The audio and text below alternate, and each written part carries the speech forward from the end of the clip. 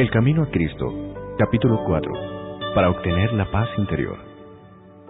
El que encubre sus transgresiones no prosperará, mas quien las confiese y las abandone, alcanzará misericordia. Proverbios 28:13. Las condiciones para obtener la misericordia de Dios son sencillas, justas y razonables. El Señor no nos exige que hagamos alguna cosa penosa para obtener el perdón de los pecados.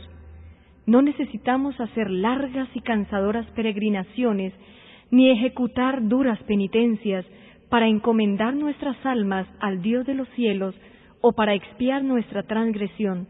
Mas el que confiesa su pecado y se aparta de él, alcanzará misericordia. El apóstol dice: Confesad pues vuestros pecados los unos a los otros, y orad los unos por los otros, para que seáis sanados. Santiago 5:16. Confesad vuestros pecados a Dios, quien solo puede perdonarlos, y vuestras faltas unos a otros.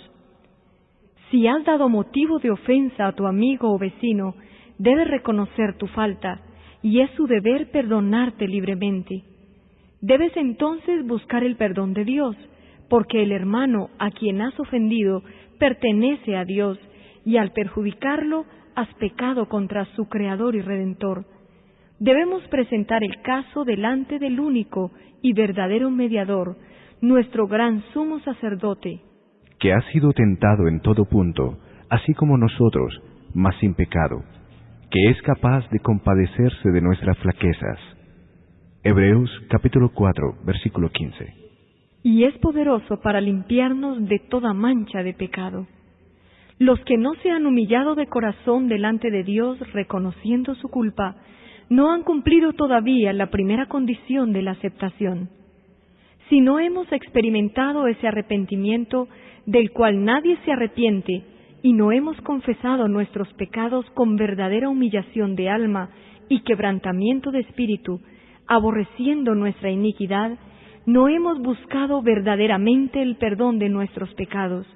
Y si nunca lo hemos buscado, nunca hemos encontrado la paz de Dios. La única razón por que no obtenemos la remisión de nuestros pecados pasados es que no estamos dispuestos a humillar nuestro corazón y a cumplir con las condiciones de la palabra de verdad. Se nos dan instrucciones explícitas tocante a este asunto. La confesión de nuestros pecados, ya sea pública o privada, debe ser de corazón y voluntaria. No debe ser arrancada al pecador. No debe hacerse de un modo ligero y descuidado o exigirse de aquellos que no tienen real comprensión del carácter aborrecible del pecado. La confesión que brota de lo íntimo del alma sube al Dios de piedad infinita. El salmista dice: Cercano está Jehová a los quebrantados de corazón, y salva a los de espíritu contrito. Salmo 34:18. La verdadera confesión es siempre de un carácter específico y declara pecados particulares. Pueden ser de tal naturaleza que solamente pueden presentarse delante de Dios. Pueden ser males que deben confesarse individualmente a los que hayan sufrido daño por ellos. Pueden ser de un carácter público, y en ese caso deberán confesarse públicamente. Toda confesión debe hacerse definida y al punto, reconociendo los mismos pecados de que seáis culpables. En los días de Samuel, los israelitas se extraviaron de Dios.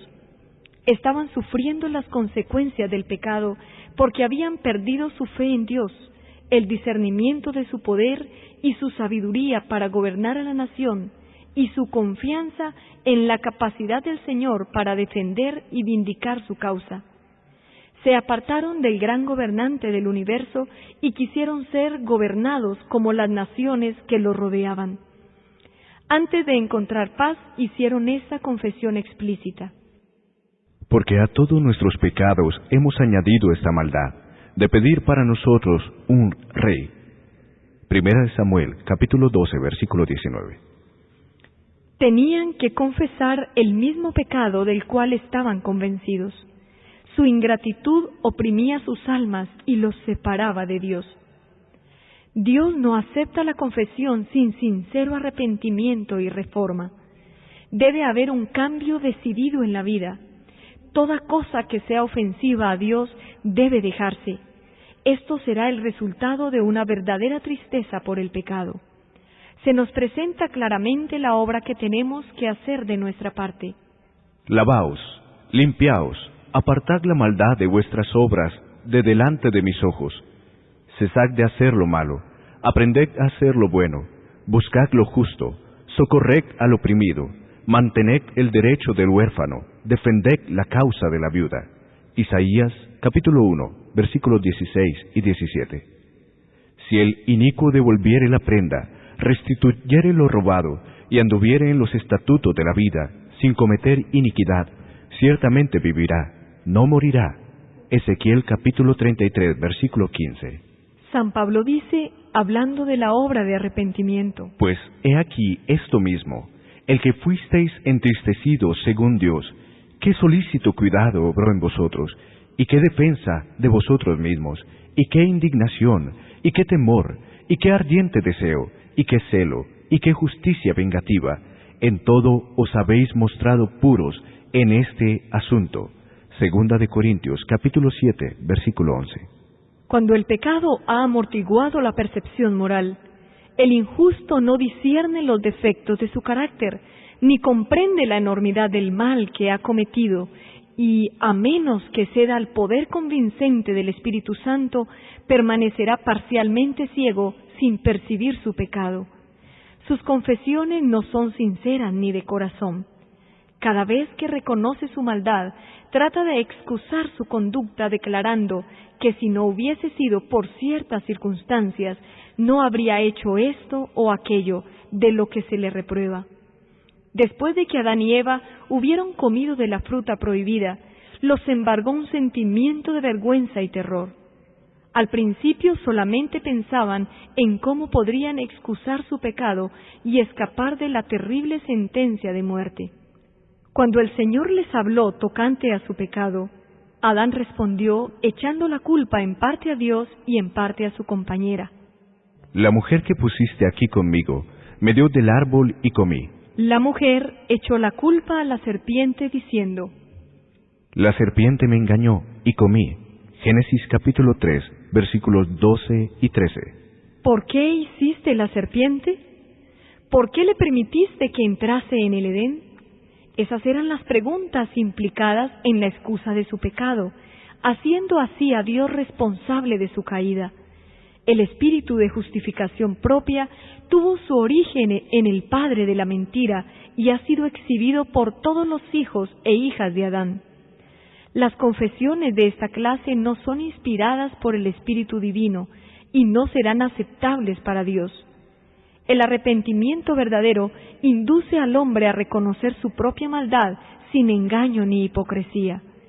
Como el pobre publicano que no osaba ni aun alzar sus ojos al cielo, exclamara: Dios, ten misericordia de mí, pecador. Y los que reconozcan así su iniquidad serán justificados, porque Jesús presentará su sangre en favor del alma arrepentida. Los ejemplos de arrepentimiento y humillación genuinos que da la palabra de Dios revelan un espíritu de confesión sin excusa por el pecado, ni intento de justificación propia. San Pablo no procura defenderse, pinta su pecado como es, sin intentar atenuar su culpa.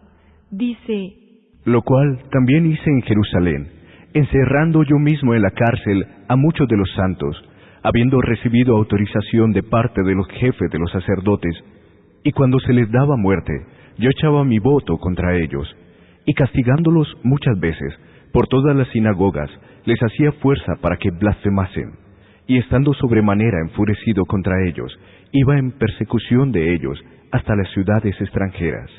Hechos, capítulo 26, versículos 10 y 11. Sin vacilar declara: Cristo Jesús vino al mundo para salvar a los pecadores, de los cuales yo soy el primero. Primera de Timoteo, capítulo 1, versículo 15. El corazón humilde y quebrantado, enternecido por el arrepentimiento genuino, apreciará algo del amor de Dios y del costo del Calvario, y como el Hijo se confiesa a un Padre amoroso, así presentará el que esté verdaderamente arrepentido todos sus pecados delante de Dios.